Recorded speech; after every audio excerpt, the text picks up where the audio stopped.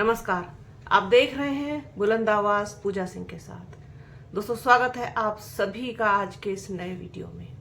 आप लोग सोच रहे होंगे कि मैंने 2-3 दिन से वीडियो क्यों नहीं किया, बुलंद आवाज पर कोई वीडियो क्यों नहीं लगाया। क्या लगाती मैं, कोई खबर ही बसपा से निकल करके नहीं आ रही। बिल्कुल सन्नाटा पसरा हुआ है इस वक्त बसपा में। 14 अप्रैल के बाद से तो कुछ खास मूवमेंट या कोई मीटिंग या फिर कोई बड़ा फेरबदल इधर उधर कुछ भी ऐसा नहीं हुआ है। हाँ, मंडल के जो कोऑर्डिनेटर्स होते हैं, पदाधिकारी होते हैं, उनको ज़रूर थोड़ा बहुत इधर उधर किया जाता रहा है, किया जाता है और किया जाता रहेगा। लेकिन ये कोई बहुत बड़ी खबर इस तरीके से नहीं होती। लेकिन जिस तरीके से अब सवाल उठने लगे हैं, मैं क्या बताऊं आपको।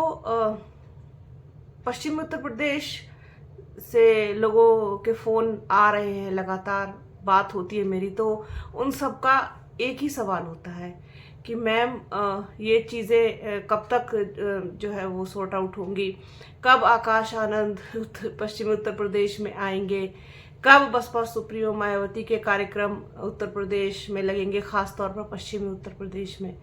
अब मेरे पास उनको देने के लिए कोई जवाब नहीं होता। क्या जवाब दूं भाई, मुझे तो कोई जानकारी इस चीज़ की है नहीं।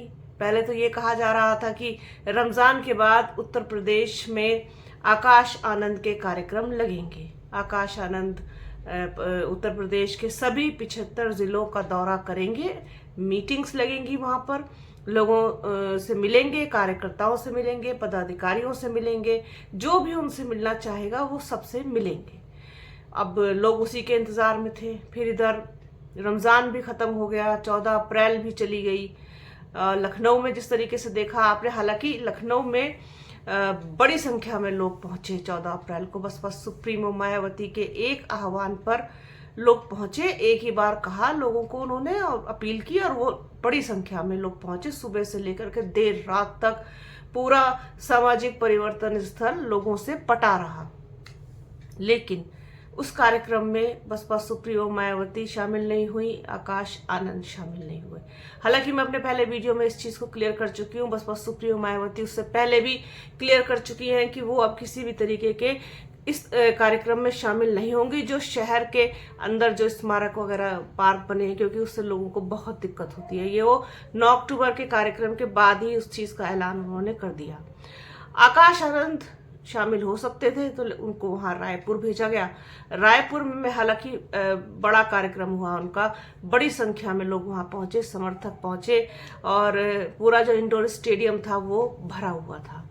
लेकिन सबसे बड़ा सवाल ये है कि इन सब चीज़ों से ज़्यादा ज़रूरी इस वक्त 2027 है, उत्तर प्रदेश का विधानसभा चुनाव है। आपके सामने बेहद विकट परिस्थिति है, विकट स्थिति है, करो या मरो जैसी स्थिति है। उसके बावजूद आपके यहाँ इतना सन्नाटा है। अब सन्नाटे के पीछे की वजह क्या है, कारण क्या है, ये समझ से परे है। अब जिस तरीके से लोग सोशल मीडिया पर तमाम बातें बसपा के लिए लिखते हैं, वो खैर उनकी अपनी समझ होगी, अपनी जानकारी होगी, उसमें तो मैं कोई हस्तक्षेप नहीं कर सकती। लेकिन इतना ज़रूर कह सकती हूँ कि ये स्थिति इतने सन्नाटे में आने की नहीं है। ये हालात इतना सन्नाटा पैदा करने के लिए नहीं है। कुछ ना कुछ आपको करते रहना है। बहुत कम समय बचा है, अप्रैल का महीना भी आधा हो चुका, आप समझ लीजिए, और अभी तक कोई बड़ी खबर बसपा से निकल करके सामने नहीं आई है। ना तो आकाश आनंद के कार्यक्रम लगे हैं, ना बसपा सुप्रीमो मायावती के कार्यक्रम लगे हैं, ना कोई बड़ी जिम्मेदारी किसी को अभी दी गई है, और कुछ भी ऐसा हो नहीं रहा है जिससे कि ये कहा जा सके कि बसपा बहुत बड़ी तैयारी। हाँ, अंदर अंदर से तैयारी चल रही हो तो उसका एक अलग वो है। हालांकि चल रही है, वो तो अपने पार्टी का काम है। देखिए, रूटीन के काम है, पार्टी का काम है, संगठन का काम है, वो तो चलता ही रहेगा, उससे मतलब नहीं है। लेकिन जिस चीज़ का लोगों को इंतज़ार है वो चीज़ नहीं हो रही है। पश्चिमी उत्तर प्रदेश, मैं बार बार कहती हूँ, आपका बहुत मजबूत गढ़ है, आप उसको नज़रअंदाज नहीं कर सकते। ना तो वहाँ पर प्रदेश अध्यक्ष विश्वनाथ पाल के कोई कार्यक्रम लगते हैं। कभी वो पश्चिमी उत्तर प्रदेश में, मुझे लगता है जब से वो अध्यक्ष बने, कभी गए ही नहीं है। उनको जाना चाहिए, कम से कम लोगों में उम्मीद, आशा पैदा हो वो बेचारे क्या जाएंगे, उनको भेजा जाएगा तब जाएंगे, उनको भेजा जाना चाहिए वहां पर। अपने आप से तो कोई कहीं बसपा में जा ही नहीं सकता, वहां भेजा जाना चाहिए। उसके बाद आकाश आनंद को एटलीस्ट उत्तर प्रदेश में पूरे फ्री हैंड तरीके से पूरी स्वतंत्रता के साथ, पूर्ण स्वतंत्रता के साथ उतार देना चाहिए और फोकस आपको करना चाहिए बहुत ज्यादा पश्चिमी उत्तर प्रदेश पर। मैं बार बार कहती हूँ, बार बार कहती रहूंगी, पश्चिमी उत्तर प्रदेश आपके लिए बहुत अच्छा कॉम्बिनेशन हो सकता है। वहां पर बड़ी संख्या में दलित समाज के लोग हैं, बड़ी संख्या में मुस्लिम समाज के लोग हैं, बड़ी संख्या में दूसरी बिरादरियों के लोग हैं, और कहीं ना कहीं आप देखेंगे कि आपको जाट भी वहां पर मिल सकता है अगर आप थोड़ा सा समीकरण को साधने की कोशिश करें। समाजवादी पार्टी से कहीं ज्यादा आपके लिए अच्छी परिस्थितियां पैदा हो सकती हैं, बशर्ते कि आप उन परिस्थितियों को पैदा करें। आपको अपने को वहां पर दिखाना होगा, फाइट में दिखाना होगा। वहां के लोग साफ कह चुके हैं, मैं फिर से दोहरा देती हूँ, फिर से उस सेंटेंस को दोहरा देती हूँ जो मुझसे लोगों ने वहां कहा।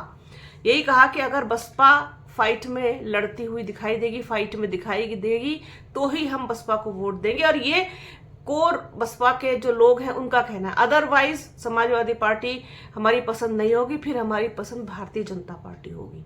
अब आप सोच लीजिए, जब लोग इस तरीके से साफ कह चुके हैं और आप अभी तक भी कोई भी किसी भी तरीके की आप आहट नहीं ले रहे हैं, तो फिर आप सोचिए कि क्या चल रहा है।